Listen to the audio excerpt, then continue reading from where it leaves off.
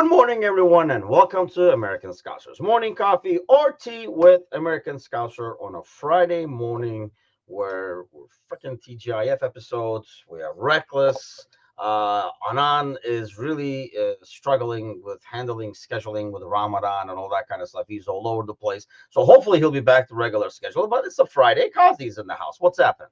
I'm good, brother. Yeah, maybe we might have some sensible football talk. No guarantees, but Nah, no guarantees. I knowing mean, it Andy, was definitely more sensible than if Anan was here. that's what I'm saying. There's Yeah, that.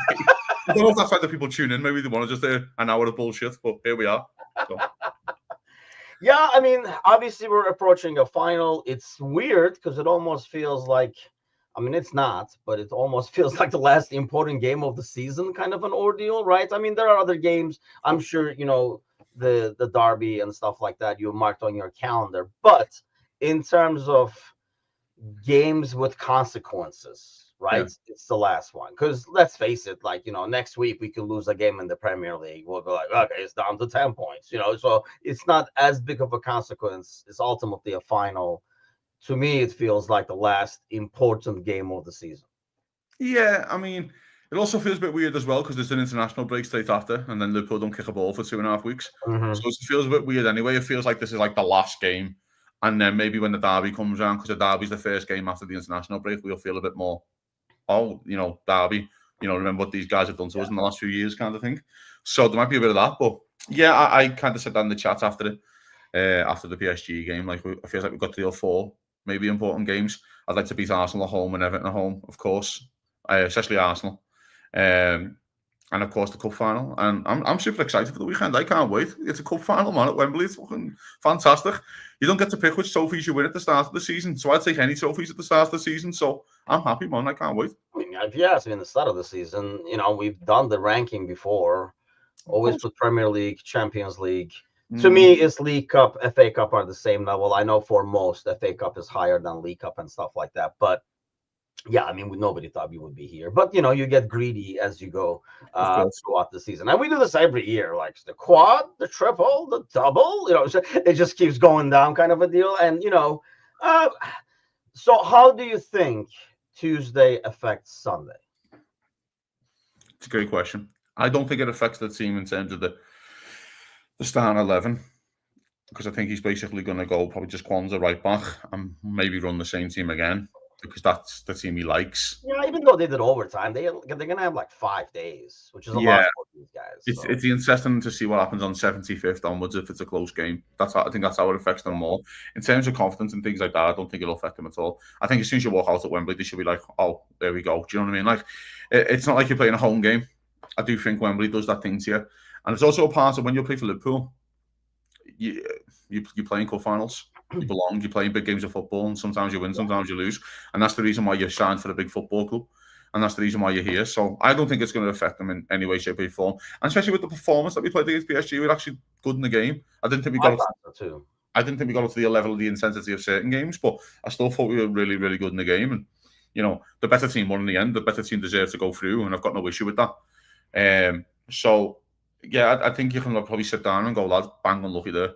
Kwanzaa hits the post, goes right across the goal, stuff like that, and you can sell that stop story to yourselves and go, lads, it's not our day, it's their day. Do you know what I mean? Like, we always have this thing, is because we're our fans, by the way, of our football club, and we deserve this. We always have to think like it's our story to tell.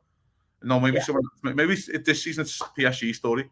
Maybe it's PSG's first time to win the Champions League. Maybe it's PSG's and Luis Enrique with all the things that's happened with him personally to win a trophy, to win the Champions League. Do you know what I mean? So we just don't know, and I maybe was it's telling John this on Wednesday. I think it felt like we lost to a worthy opponent, oh yeah, right? Like because of how they played and how the games unfolded and stuff like that. I think, it's a different feeling, a bit more, I don't want to say anger, I guess, but more of a disappointment if you lose to Club Brugge or something like that. You know yeah, what I mean? Like it would feel different, or if it was Benfica or something like that. We're like, we're a lot better than these guys. We shouldn't have lost. We did this wrong.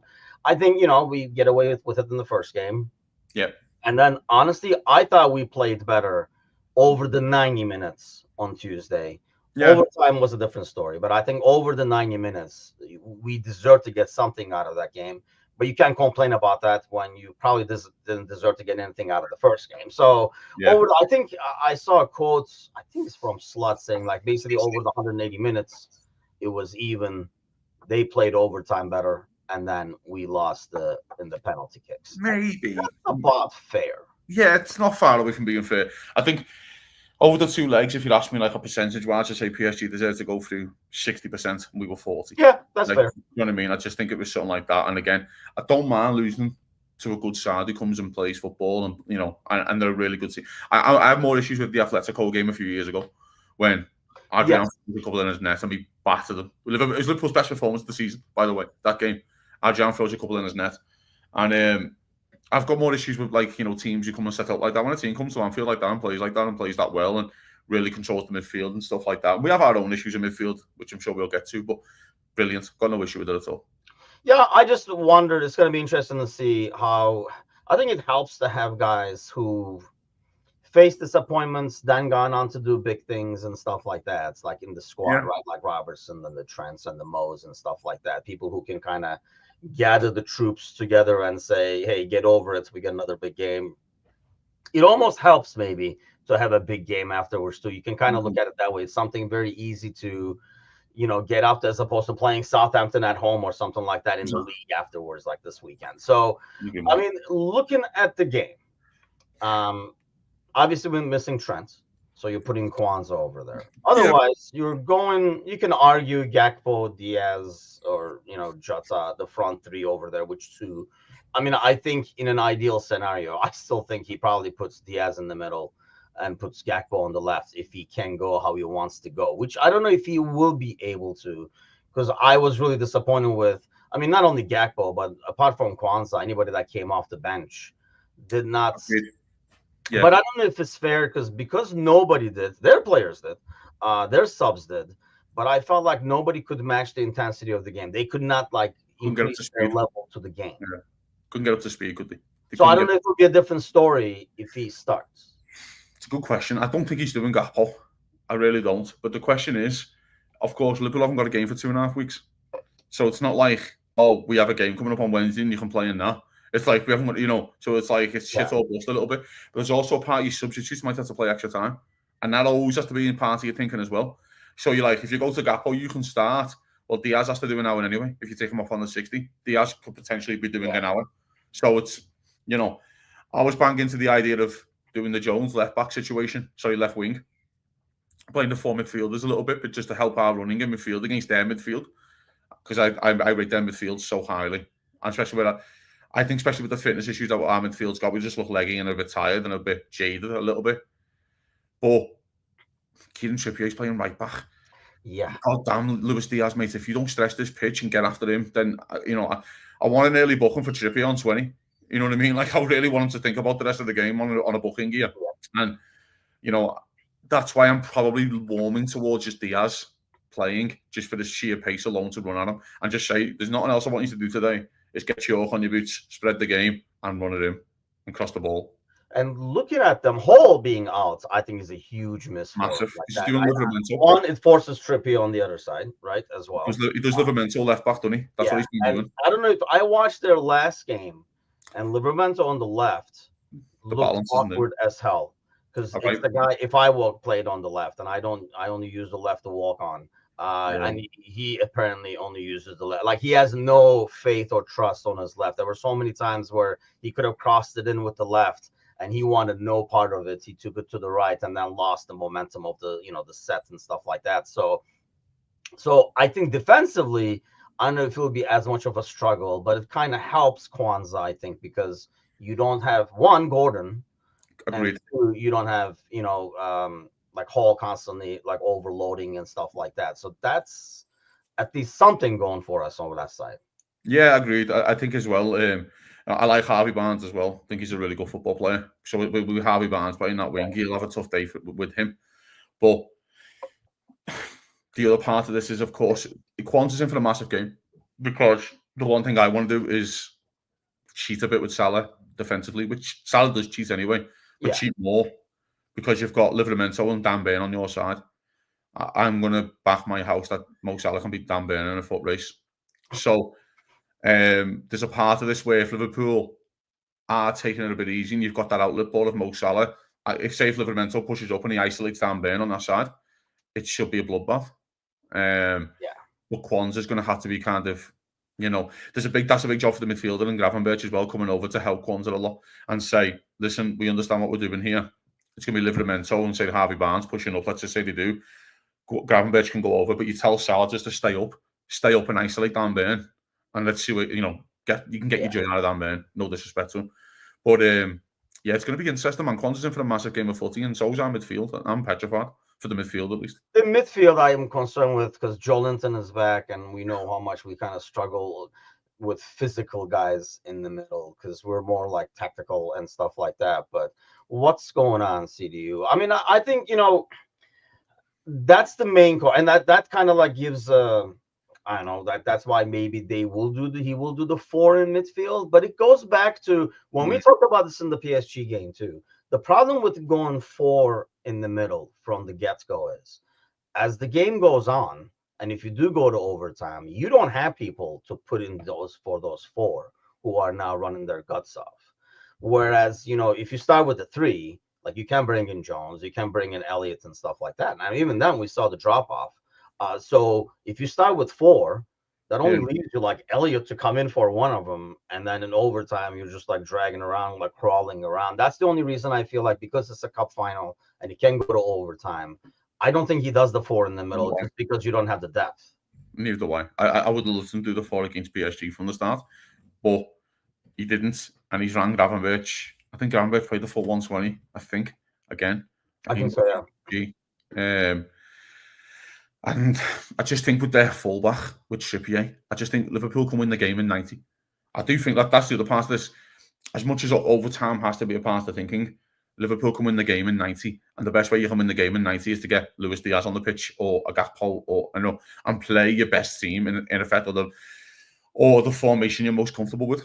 I suppose this is a cup final. It's a large old pitch, Wembley, mate. You can stretch. Yeah. You can stretch. And Eddie Howe plays a couple of different systems. He can sit in and they can kind of try and counter you, but he's lost a lot of pace with Gordon on the counter. Yes. I know Barnes is quick, but he's not Anthony Gordon quick.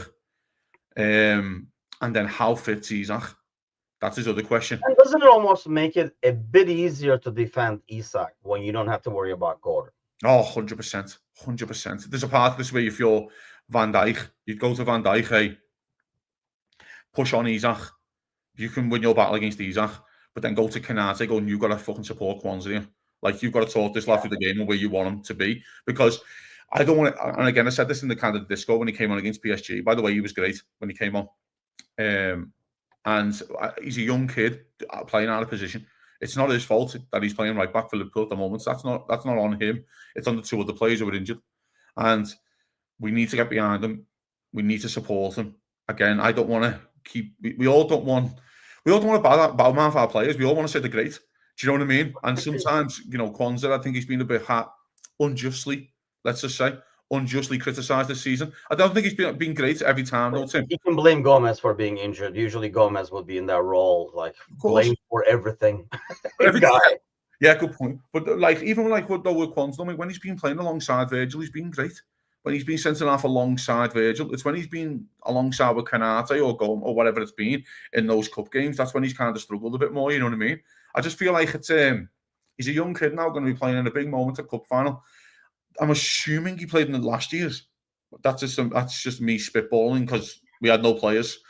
So I think I remember him in the highlights, celebrations kind of. Yeah, I think Kwanzaa came on for Kanate, maybe. I think Kwanzaa might have come on for Kanate. I can't remember.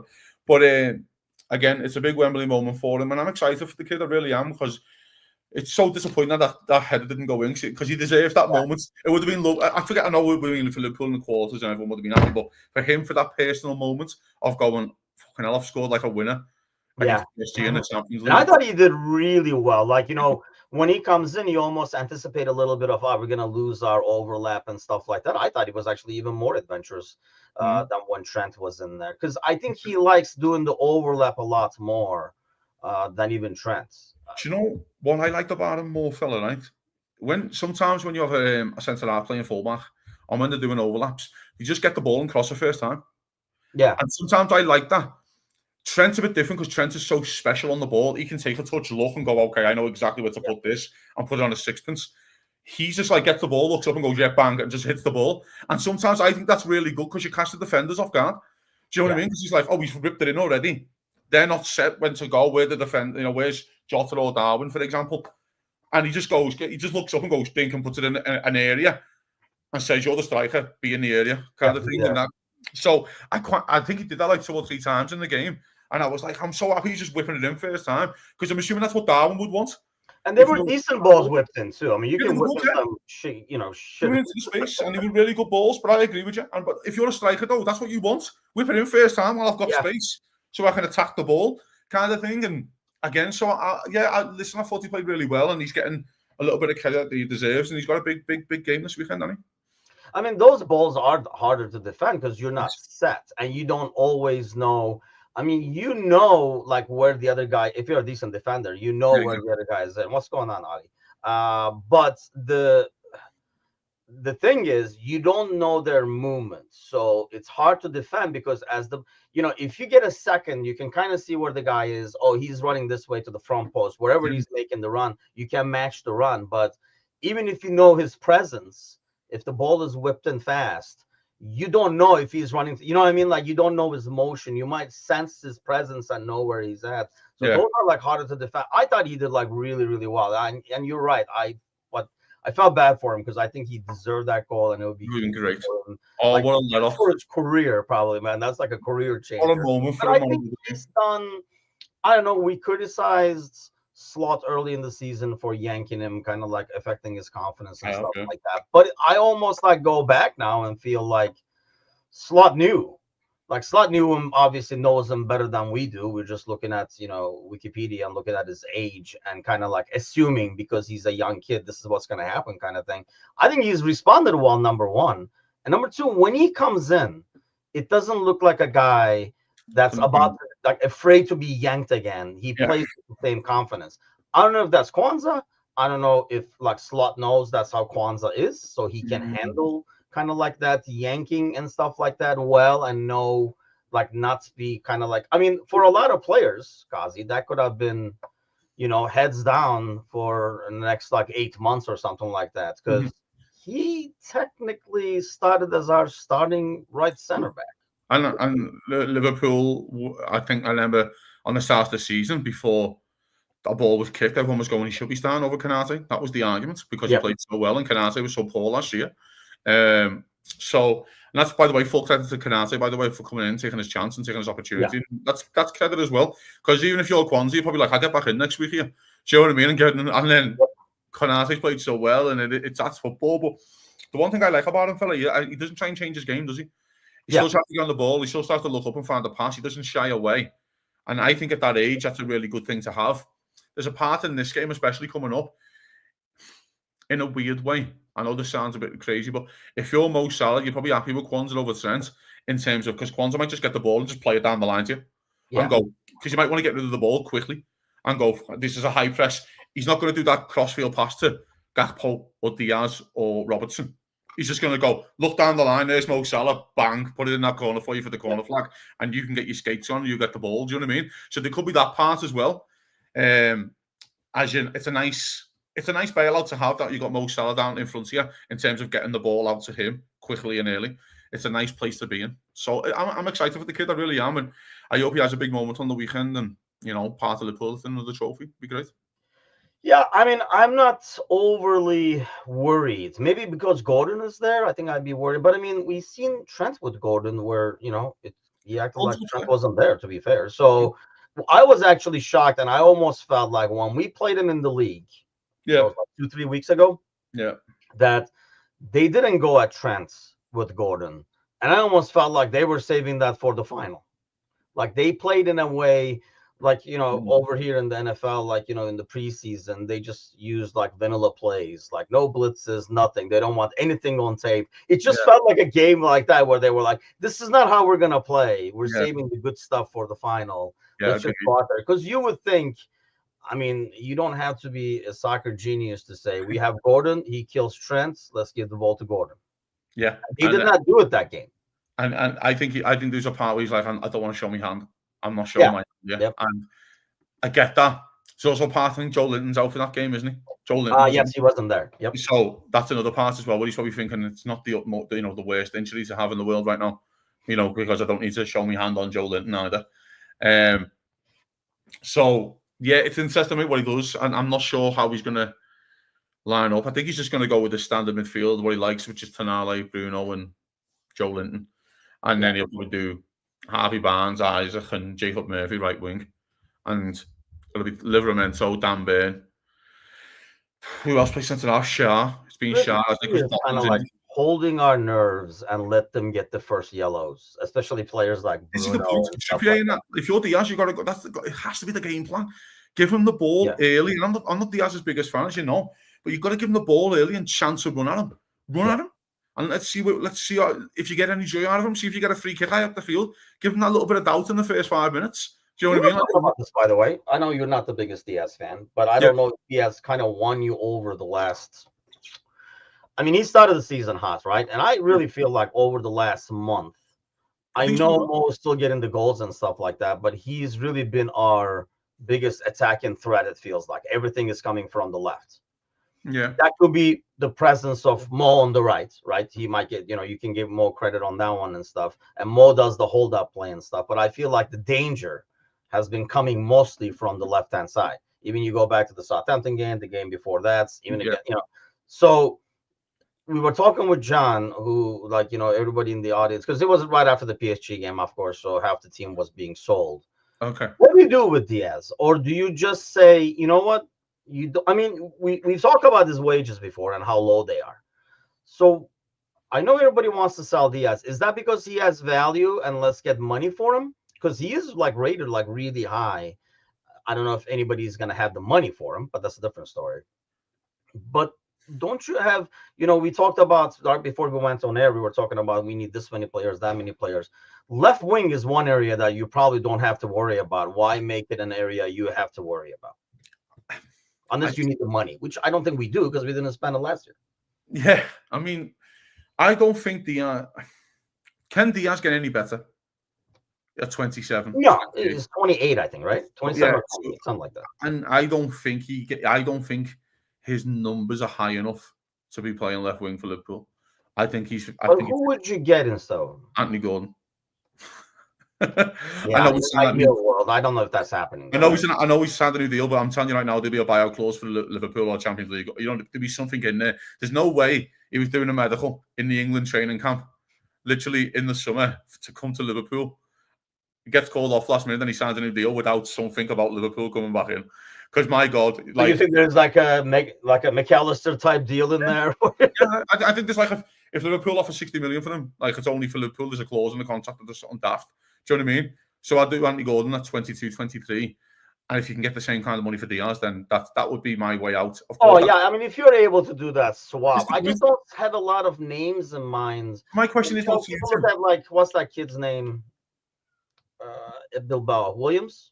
Yeah, Nico Williams. Yeah, people. I just don't know if that automatically you can, especially coming from other leagues. I'm so worried about looking at a winger in another league and be like, you don't want another Anthony on your hands, you know what I'm saying. So I'm always worried about bringing somebody in and having them adjust to the Premier League. Whereas this guy, I mean, I love his work rates. I love his overall passion. The way he plays, that's what I really enjoy, is the way he plays it. He's all in at all times. I'll give him that. He doesn't care about injury, whatever happens to him, he's in all time. He plays like that for Colombia as well. His final product obviously can be better, but I think he helps a lot defensively. In terms of that, he's a little Sadio-ish because of his work rate. I think he helps a lot defensively. And let's face it, I mean, we played him out of position. We talk about Kwanzaa earlier. Yeah. We played him out of position half the season because one guy is always injured, the other guy is no good. So we don't have anybody in the middle. So we're like, dude, you're going to have to go into the middle. And to be fair to Gakpo, he's kind of made that spot his with his production, right? Yeah, exactly. But I feel like why mess with it, especially if you can. And let's face it, Diaz went to the middle because Gakpo could not go to the middle and do the same thing that Diaz is doing.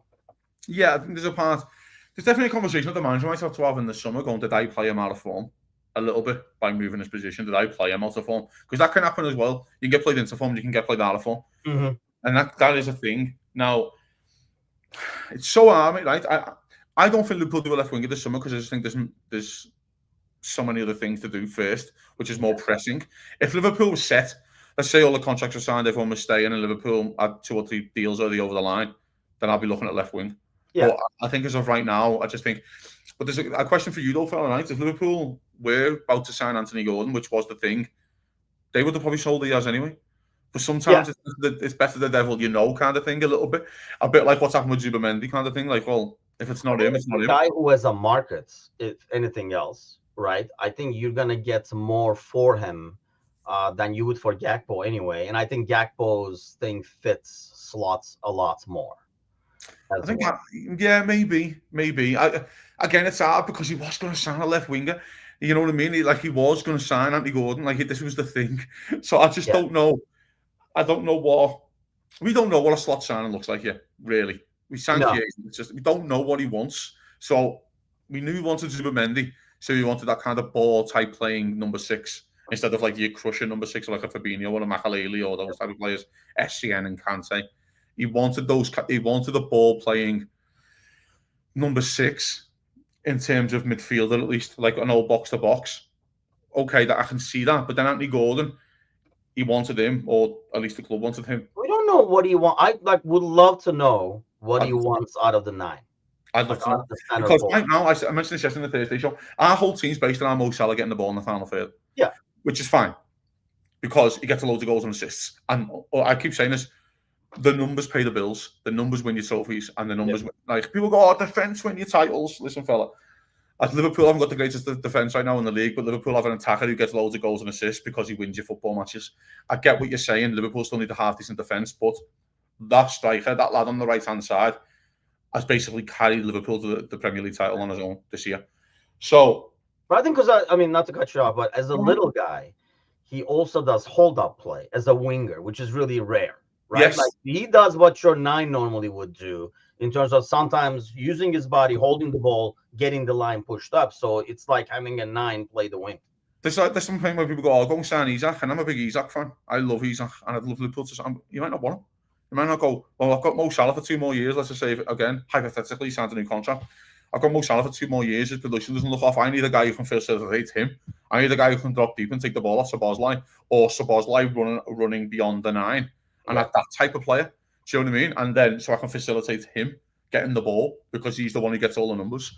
So we don't know what he likes. I'm not sure yet, fella. I don't like to spitball for the manager either, but it's interesting. It really is. Because the thing that he started Jota over Nunez early in the season makes you think he wants that type more after that. But we don't know if that's because Nunez is not getting some of the things he wanted done. So maybe he wanted Jota in Nunez's body.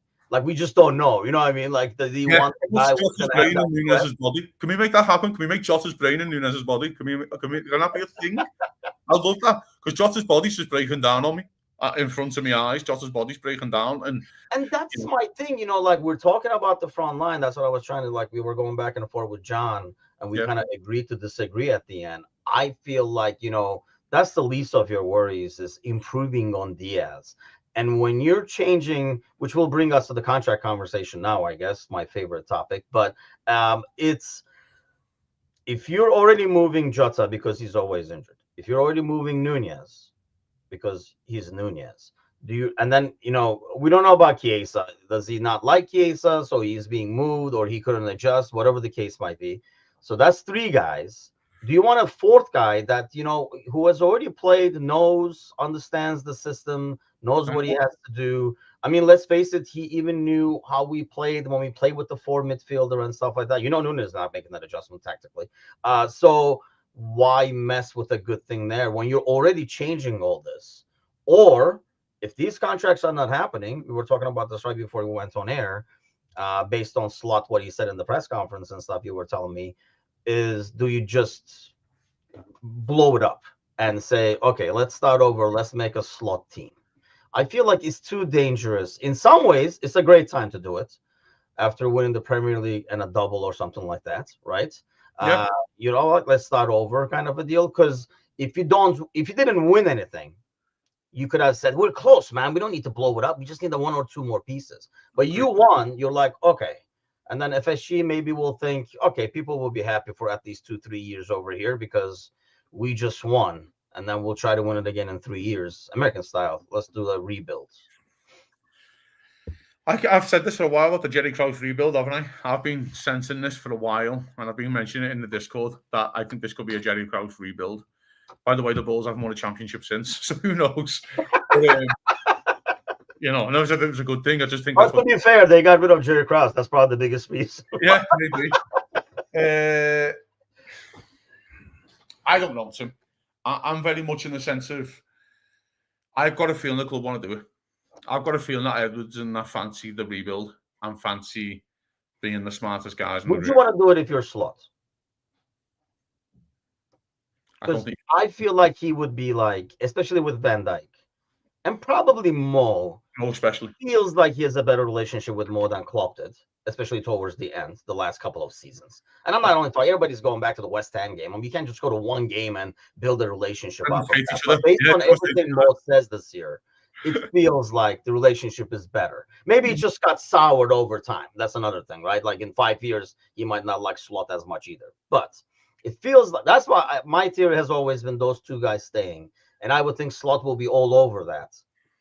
Because then he can kind of, if Trent is leaving, get a right back he likes, get a left back he likes, get another number 6, and get somebody up top. And I think you're there, like 4 people. You can add depth, but 4 like mainstay people that can be starters, and then you can get somebody for depth for, you know, behind Mo and stuff like that.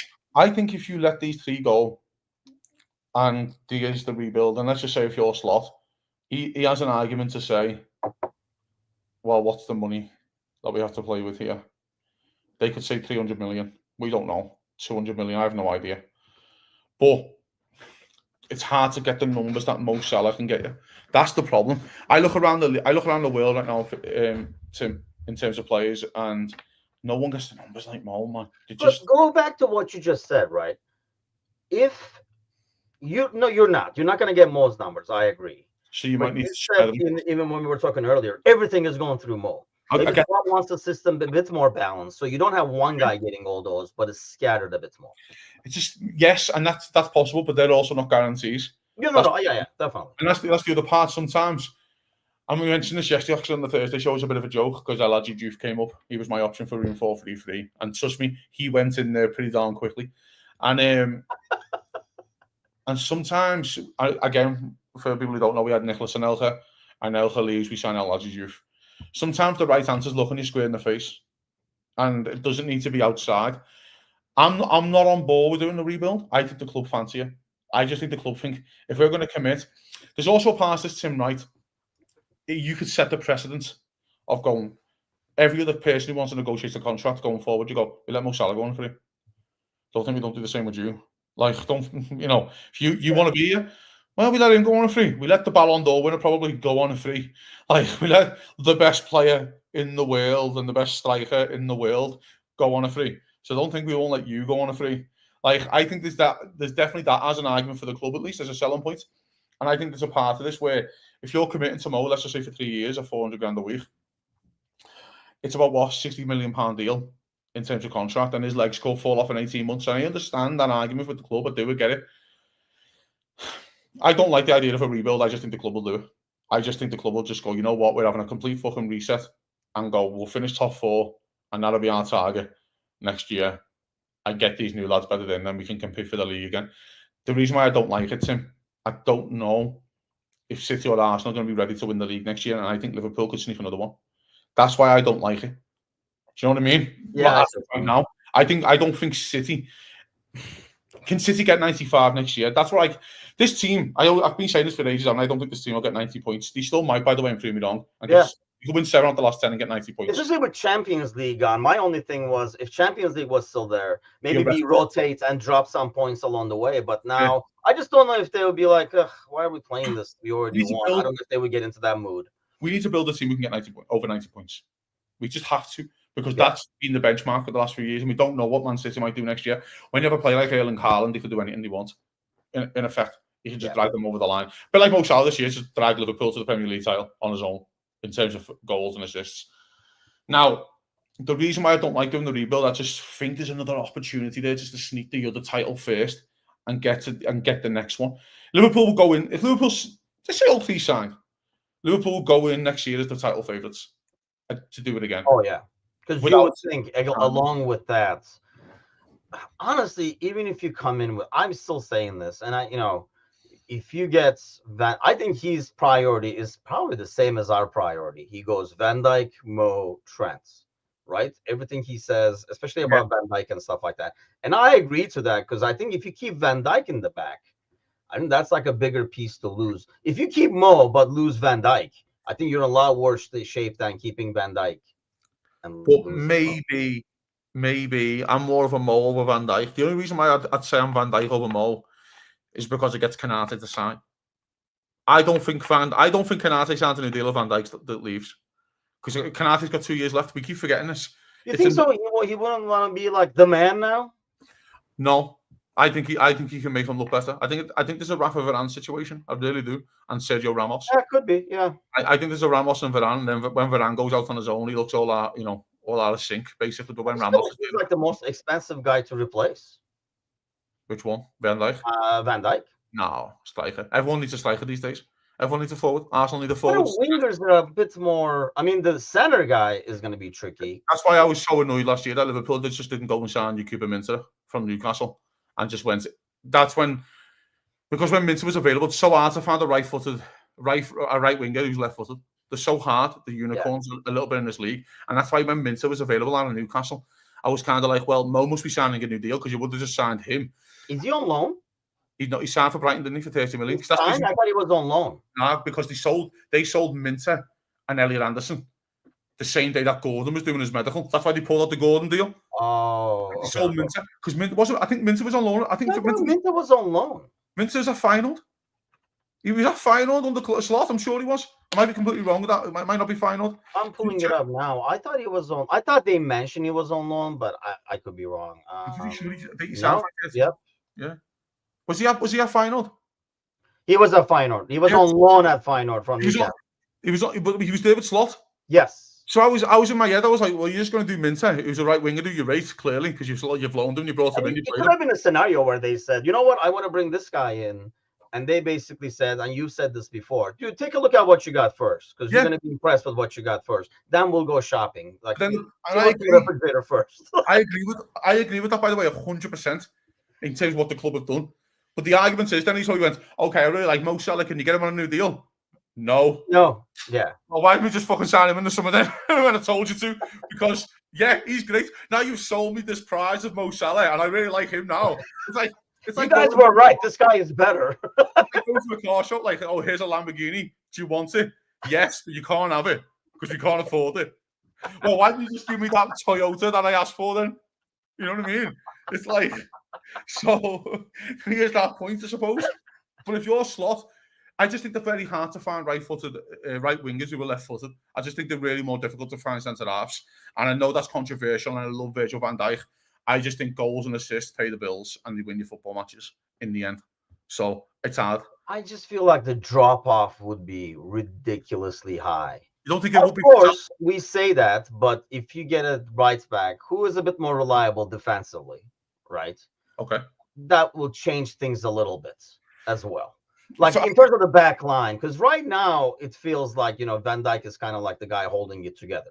It is. Like he's the one holding it together. Right. And Van Dijk being able to cover so much area because of reading the game. I mean, not only speed, because speed has gone down a little bit, but because of how he can read the game, enables like whoever is the right center back, whether it's Konate or Kwanzaa, to cheat a little bit more towards Trent's side. Yeah. Well, you might not need that if you have a right back who's a bit more reliable defensively. You don't have to always kind of over cheat that way and push your center back.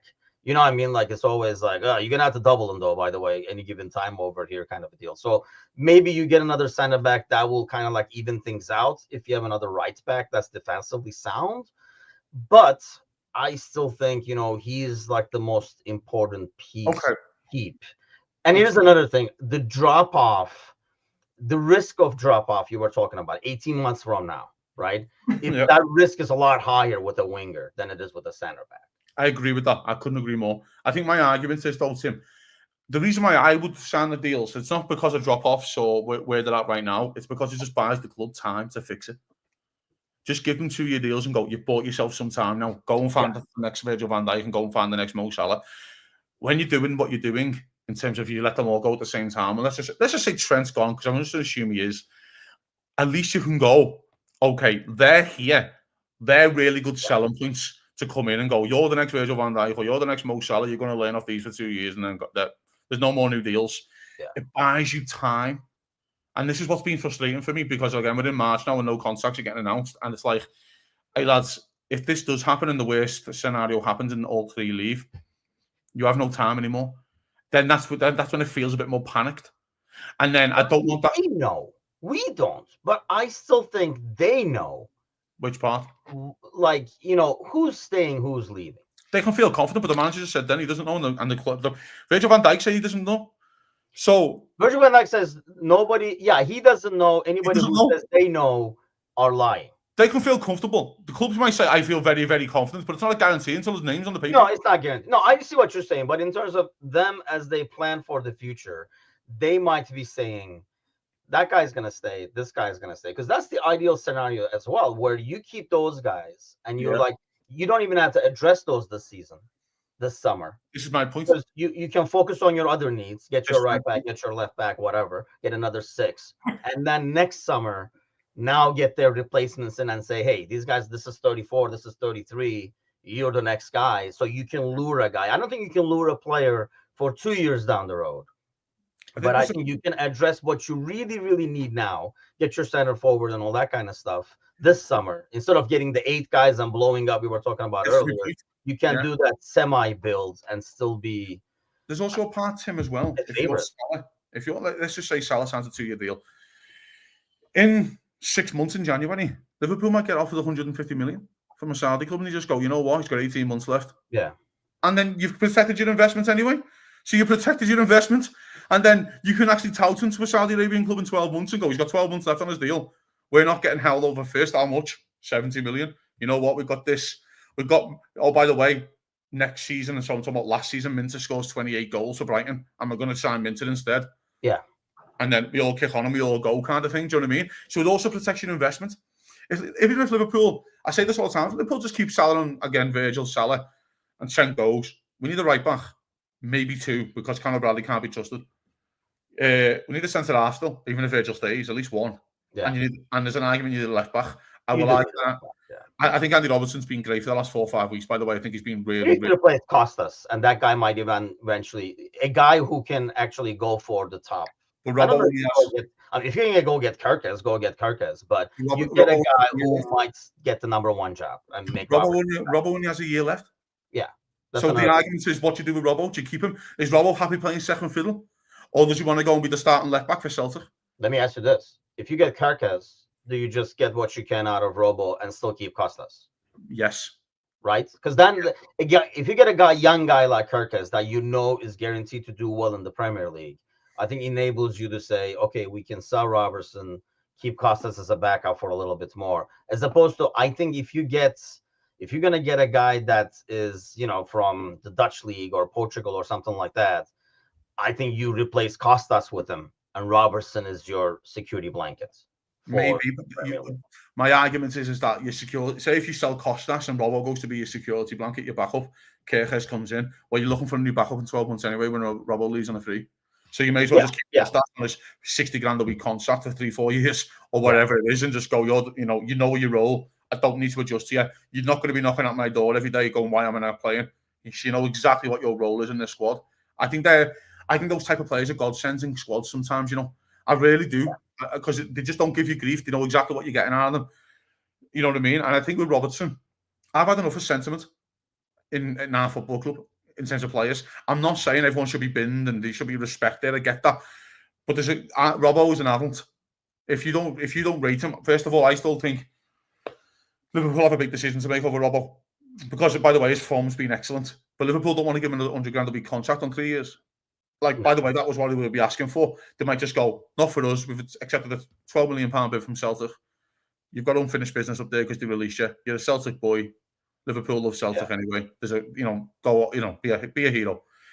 Let's stop with the sentiment in terms of our football players, please, because this is the point when we just drag these lads on sometimes and business comes into. I don't even know if he would want to be the backup. And if he we know now he can't go every 3 days. He got to play once a week, right? And I think the manager knows that. And I think his form has been better because we have managed his minutes. Even early in the season, he always came out, Trent as well. They came out in the 60s.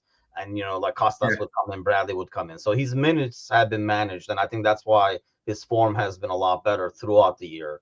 Because, obviously age catches up with you. And I understand. Yeah, I agree with you. Like sometimes we get too attached, especially guys who we won things with, But I think the biggest thing is, going back to, because it all hinges on the big boys. It just feels like it's a better business decision for FSG. Because I said this to Mateusz a couple of months ago. We were talking about wages. I think at the time we were looking at villas of wages or something. But I know they talk about, they worry about the wage structure and all that kind of stuff. If this guy gets a 500, the other guy's going to want it and stuff. I think you can turn to this team and say, Mo gets this because of this. Like, I don't think any player looks up in the wage rankings. If they see Van Dijk way above them and Mo way above them, they make a stink. Because it's very clear. I know their agents will try because that's what they get paid for. Of course. But I think it's very large. It's very clear why they're up there, right? I could never say that about Trent. I don't think anybody can say that about Trent. Because if if you're putting Trent up there with those two, and that's why I always felt like FSG would do that with those two. Not to mention it's only for a couple of years. It's not going to be for 4 or 5 years at a ridiculous wage, right? It's only going to do 2 + 1 or 3 or whatever it might be. I don't think it hurts the wage structure as much because it's so clear. But let's face it, if you are any of the other if you're any of the guys in midfield, Kazi, and you see Trent, who you have to cover for 24/7, getting three times your wages, you're like, okay, what the fuck is going on over here? I get that, and I get that point. I think that's what they did last time with Mo Salah's wage when Mo Salah broke the 300 barrier. I think, I think Klopp had to sit the team down, going, he signed a new deal, but he's going to win you everything. I think it was Klopp who mentioned this to say he's going to win you everything, so don't worry about it. And they did. So, and by the way, he's just won another Premier League this year. So, completely justified on what he's done. The argument is, and I get that point as well. It's the protection investment, though, Tim. I'll sign Trent to a 5-year deal on 300 grand a week, but I'll be selling to Real Madrid in 12 months. You can go, you know what I mean? You've got to protect your investment somewhere. Okay, there has to be a balance. Or do you go to Trent, if Real Madrid come in and meet this figure, you can leave. No problem. This is the figure that we value it. If that's 80 million or whatever it is, I don't know. But I just think letting these players out the door it just buys you time to replace them. And then in 12 months, you can go, no more sentiment. When you're not leaving on a free and you get to choose and you get to stand around, feel like this on your last day and everyone gives you flowers and that. No, you're getting sold like Jordan Henderson got sold.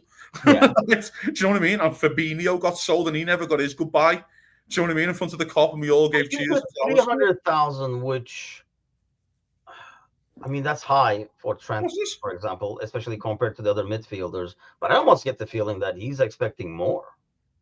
Well, if he is, and that's how it is. But he has the right to go in and demand anything he wants because he's got the club by the balls a little bit.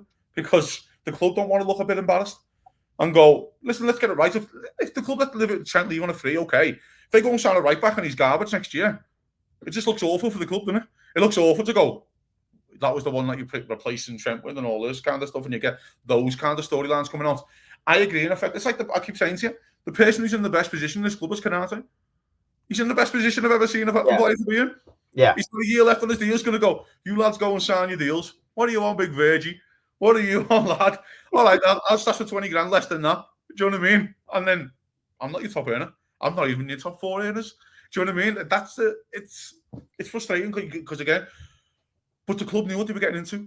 The club have let it go on because this is not a surprise. You haven't walked in today into work and went, fucking hell, their contract leaving 12 weeks. Like, it's not, that's done. But I've been saying this all along. You can't, at this stage, I think even in January, you could have done this before the end of the season, maybe. Like, before the season started, you could have signed the two extensions and not one, right? But Yes. I don't think you could do it in January. Once the season started, I don't think there was any way, unless all three are signing, which it feels more and more like Trent is definitely going. So I don't think you could ever do sign two, leave one, hang out to dry. Maybe you can now, starting next week, like, or once the league is guaranteed or something like that, right? Yes. But not when you were in the title race. Not in January, February, where you still like have all these tough games. That's the last thing you need, is more drama and everybody. Like, not right now, all the microphones are split into three people. You don't want every goddamn microphone in Trent's face because he's the only one who didn't sign, or whoever didn't sign yet and stuff. It'll be So I interesting. think that's why there's no way they could announce it, even if it was done. I agree with that. I agree, but now we know at least what Virgil's saying. It's not done, and it's. But is he saying it's not done? Because kind of like how you're saying it's not done. It's not on paper, so it's not done. I think he's like, well, when he mentions, I don't know what's happening next season. Like, I think that's more. I think he's being a straight shooter there. I don't think it's like, well, I've got a few ideas or plans or whatever. He hasn't said anything like. I said, I don't know what's happening. Like, this is a thing. I think he's shooting straight from the hip there. They both said that they're talking to the club. Yeah, of course. He said there's been talks. Yeah. I'm sure the club have been talks. Nowhere close. You would think there would be a more of a when they were nowhere close. I think is when you heard from Mo early in the season, right? Yeah. You heard about it then. The fact that we haven't heard about it in a while is either Van Dijk went to Mo and said, "Hey, this is not the way to go about it. Like, I'm on the same boat. Just let's just play. Whatever happens, happens, kind of a thing. Enjoy the ride, kind of a deal." Or they are getting closer, so Mo is like letting the business take care of itself in the background. Because he was a lot more vocal early on. Yeah, he was, and that is full credit. I did see the thing with Steve McManaman. I don't know if you've seen that interview a couple of weeks ago with Steve McManaman on BT or TNT. Yeah. And he says, "What about your contact?" And he just smiles and just go, "No update." But he's laughing as he said it. You know what I mean? Like, he's kind of like, no update kind of thing. And he kind of like had a smile on his face to say, I can't say anything kind of thing. Yeah, and maybe that is a part of this. There's something that the manager did say, alluded to in the press conference. He goes, "I don't know anything what's happening next year, at least to do with the results." And that's how he said it, with a smile on his face. Do you know what I mean? And I was like, well, and then he went, "Of course, but I want Virgil van Dijk to stay. And, I want him to stay," and that kind of stuff like that. So, but he did say that line first, and he said it. And I know he's had this like jovial attitude towards it all throughout the whole season, and he hasn't dropped his guard in terms of what's happening there. Well, there's also a part of this where they might just go, "We're not announcing anything until the fucking league's signed off," or you know what I mean? And there's no distractions until the league's getting signed off. And if Liverpool get confirmed with the league, you might hear about it 2-3 days later, then Trent's leaving on a free. But you know what I mean? And it is what it is, kind of thing.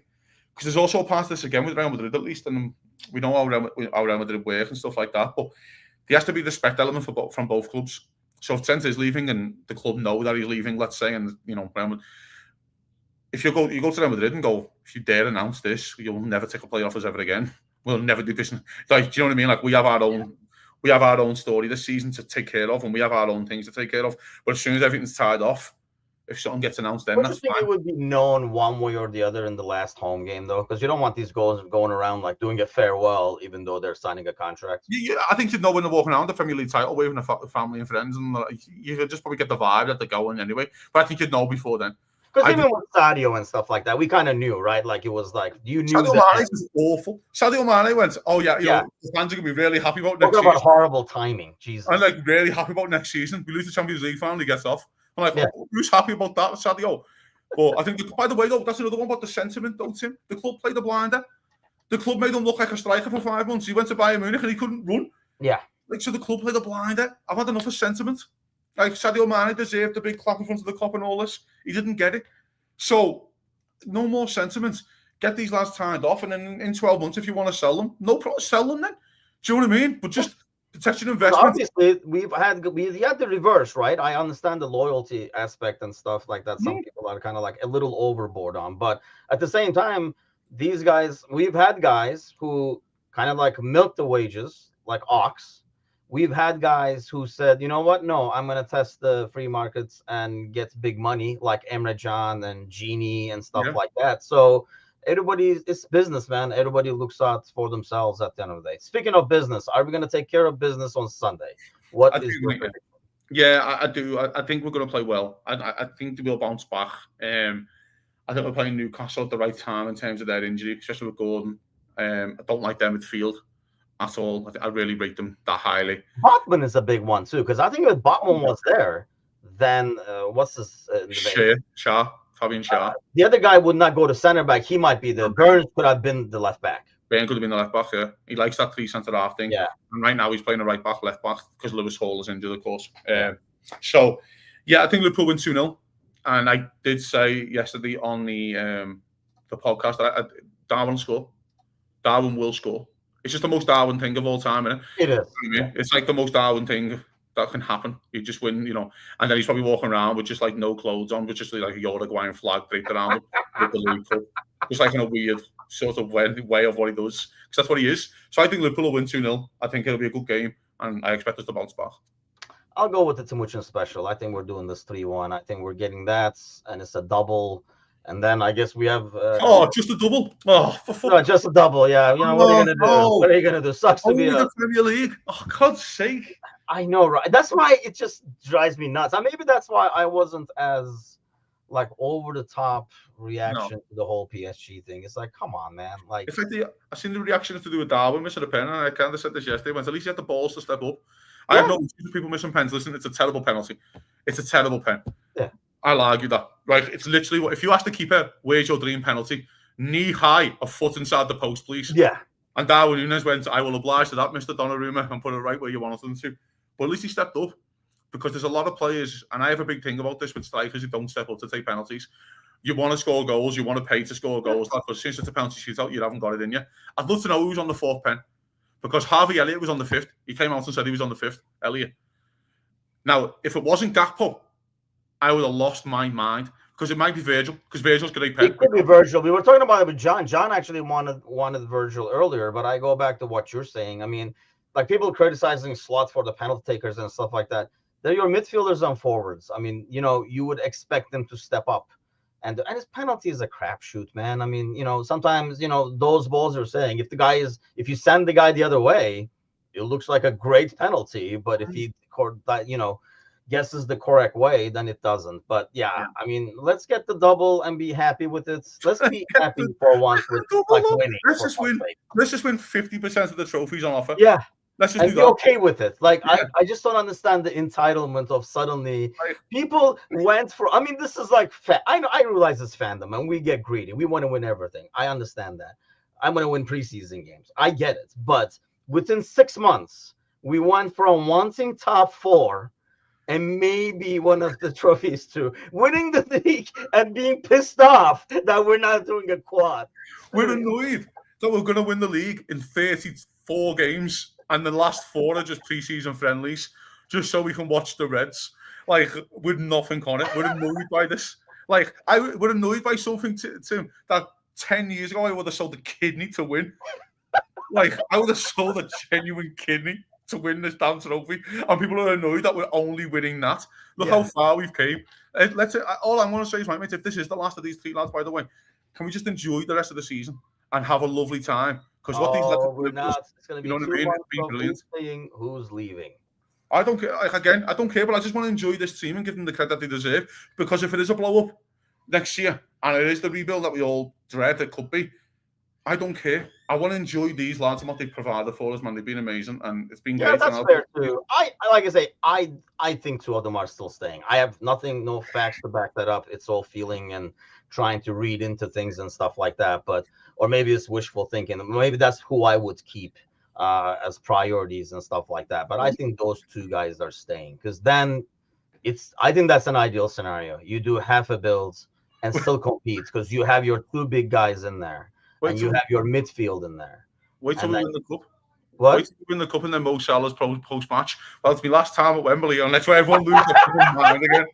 Let's just enjoy a trophy, Mo. Give me 10 minutes to enjoy a damn trophy. Yeah, that's what's going to happen. So, damn it. You already called it. I think that's what's going to happen. Well, that's it for us today. We'll be here Sunday before the final, obviously, for the pre-match. So do tune in then and watch us hopefully win the double. Have a enjoy the quiet Saturday where you don't have to worry about what the hell is gone on the Premier League because it's already won. And we'll see you guys Sunday. Take care.